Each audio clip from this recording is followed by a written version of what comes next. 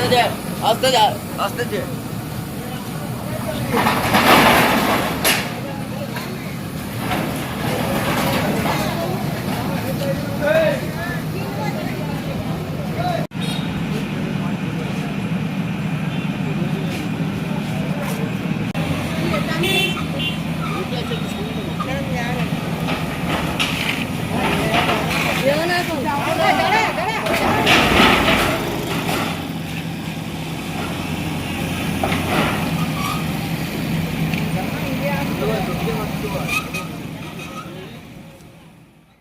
কালকে বৈকালবেলায় ঝড় যেটা দেখা দিয়েছে আমাদের বাঁকুড়া শহরের উপর দিয়ে, সেই ঝড়ের দাপটটা এতই তীব্র ছিল যে আমরা চারজন, আমার পরিবারের চারজন, আমরা বসে এলাম বাড়িতে ভিতরে, দেখছি হঠাৎ শেডটা উড়ে গেল, আর তারপর আমাদের বাইরের দরজাটা ছিল সেটা নিজে খুলে গেল।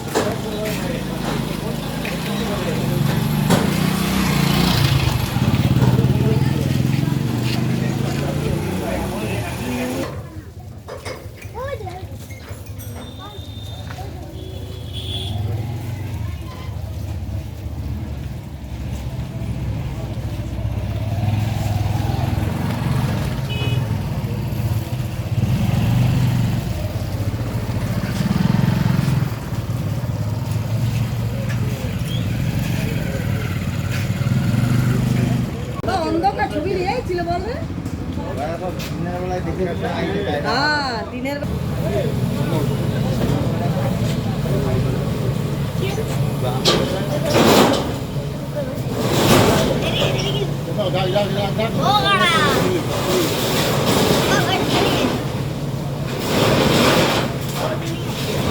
জেসিবিটা বলছি আমি চলে যাচ্ছি, আমার কোনো কাজ নেই।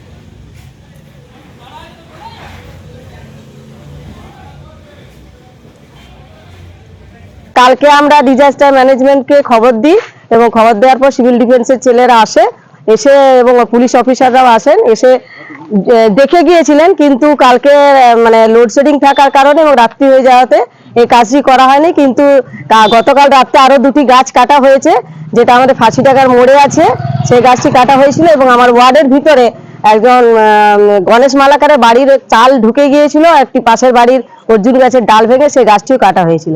এসেছিলাম, কিন্তু রাত্রে যা মানে ইলেকট্রিক থাকে না, তাহলে সেই হিসাবে রাতে করা সম্ভব হয়নি।